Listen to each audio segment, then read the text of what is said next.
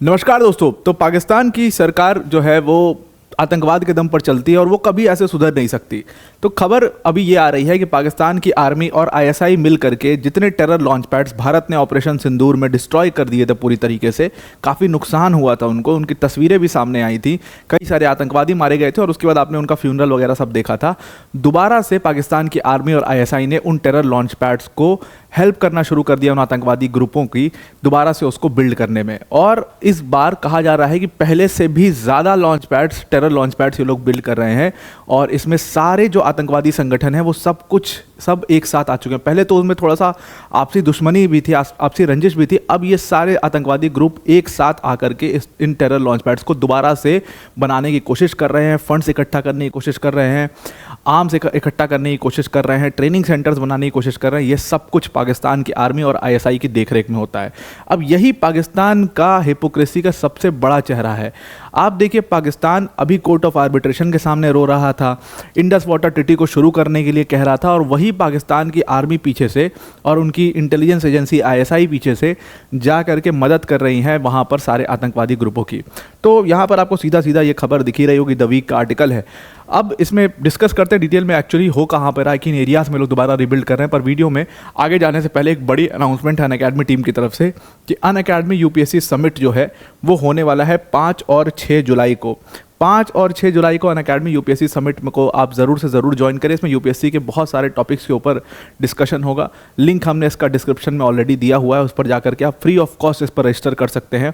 इसमें आपके top educators Mrinal sir, प्रतीक sir, Sudarshan sir जैसे फैकल्टीज़ तो होंगे ही, पर उसके साथ साथ यहाँ पर कई सारी बड़ी पर्सनैलिटीज़ भी आ रही होंगी, आपके मेंटोर्स होंगे और टॉपर्स जो यूपीएससी सीएससी के टॉपर्स हैं, रैंकर्स हैं, वो यहाँ पर मौजूद होंगे। तो ज़रूर से ज़रूर आप यूपीएससी समिट पर ज्वाइन करिए। डिस्क्रिप्शन में लिंक दिया हुआ, उस पर क्लिक करके आप इस पे यूपीएससी समिट पर ज्वाइन कर सकते हैं। Now coming back to the topic, तो भारत ने ऑपरेशन सिंदूर किया था और ऑपरेशन सिंदूर से खास तौर से पीओके का जो एरिया था वहाँ पर जितने भी टेरर आउटफिट्स थे, और पीओके का जो एरिया खास तौर से मुजफ्फराबाद और ये सब एरिया जो है उसको माना जाता है टेररिज्म के लिए। वहाँ पर कई सारे टेरर जो लॉन्च पैड्स हैं वहाँ पर हैं और उससे ये लोग ऑपरेट करते हैं, वहीं से सारे रिक्रूटमेंट होता है, सब कुछ होता है, तो उसको माना जाता है। तो पीओके के एरिया में खास तौर से भारत ने पूरी तरीके से इन टेरर लॉन्च पैड्स को डिस्ट्रॉय कर दिया था।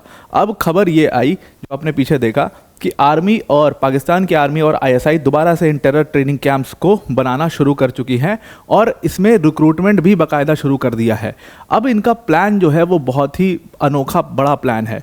अब यहाँ पर क्या है कि ये इनको पहले फंडिंग चाहिए, तो ये पहले फंडिंग जुगाड़ रहे हैं। फंडिंग के लिए इन्होंने कहा जाता है एक मीटिंग भी करी है, और दूसरी बात ये भी है कि ये एलओसी का और पीओके का जो एरिया है उसके आसपास बहुत सारे ट्रेनिंग कैंप्स ऐसा बनाने के लिए ये सोच रहे हैं। अब देखिए, पहले क्या था कि इनके जो टेरर लॉन्च पैड्स हुआ, कैंप्स जो हुआ करते थे, वो बहुत बड़ी मात्रा में हुआ करते थे। उसमें 1000-2000 आतंकवादी एक साथ रह रहे हैं और वहाँ पर सारा एक्टिविटी चल रहा है, तो उस पर नज़र रखना बहुत आसान हो जाता था, या ऊपर से नज़र आना बहुत ईजी हो जाता था कि कुछ हलचल है, कुछ चल रहा है, यहाँ पर इतने लोग जुटे हुए हैं, यहाँ पर एक सम्मेलन टाइप का जैसे चलता है। अब इन्होंने डिसाइड किया है कि हम, और इनको नुकसान भी हुआ ऑपरेशन सिंदूर में, पूरी तरीके से भारत ने इनको डिस्ट्रॉय ही कर दिया और कई सारे आतंकवादी उसमें मारे गए।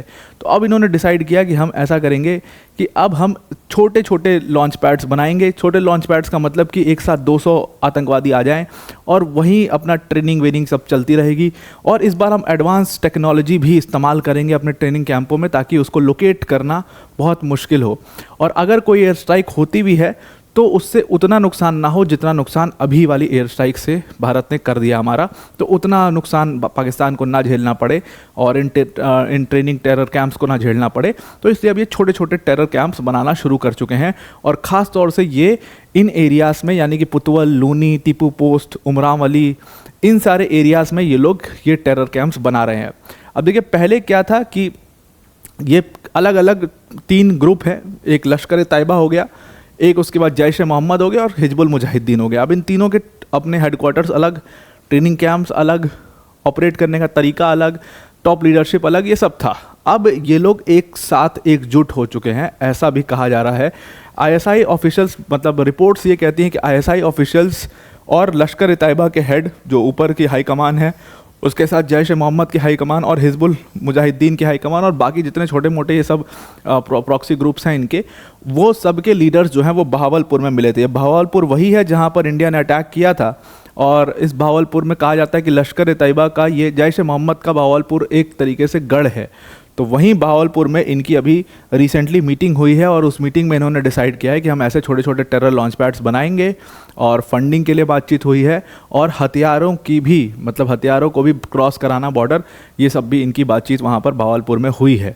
अब ये सारे अगर ट्रेनिंग ग्रुप्स एक साथ मिल जाएंगे तो आप समझिए कि जैसे पहले लश्कर ए तैयबा का हेडक्वार्टर मुरीद के था, जैश ए मोहम्मद का बहावलपुर था, अब कई सारे एरियाज़ में पहले से ज़्यादा टेरर कैंप्स आपको नज़र आएंगे, और अगर इनमें आपस में कोऑर्डिनेशन भी होगा तो बहुत बड़ी ये समस्या भारत के लिए हो जाएगी।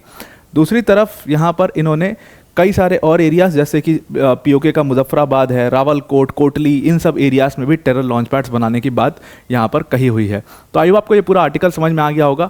अब वीडियो को एंड करने से पहले अनअकैडमी टीम की तरफ से एक बड़ी अनाउंसमेंट है कि अगर आप यूपीएससी सीएससी 2026 और 27 की प्रिपरेशन कर रहे हैं तो अनअकैडमी यूपीएससी समिट होने वाला है 5 और 6 जुलाई को। अनअकैडमी यूपीएससी समिट को आप ज़रूर से ज़रूर ज्वाइन करिएगा, और इसमें आपकी टॉप फैकल्टीज तो रहेंगी ही, प्लस इसके साथ साथ आपके मेंटोर्स भी होंगे, रैंकर्स भी होंगे इस पूरे में, और यूपीएससी के कई सारे टॉपिक्स के ऊपर खूब डिस्कशन होगी। डिटेल में इसकी लिंक हमने डिस्क्रिप्शन में दे दी है, उस पर जा करके आप इस पूरे समिट के बारे में देख सकते हैं। फ्री ऑफ कॉस्ट रजिस्टर कर सकते हैं आप इस समिट के लिए। तो अब आपको पूरा आर्टिकल समझ में आ गया होगा। आज के लिए इतना ही। Thank you and have a nice day.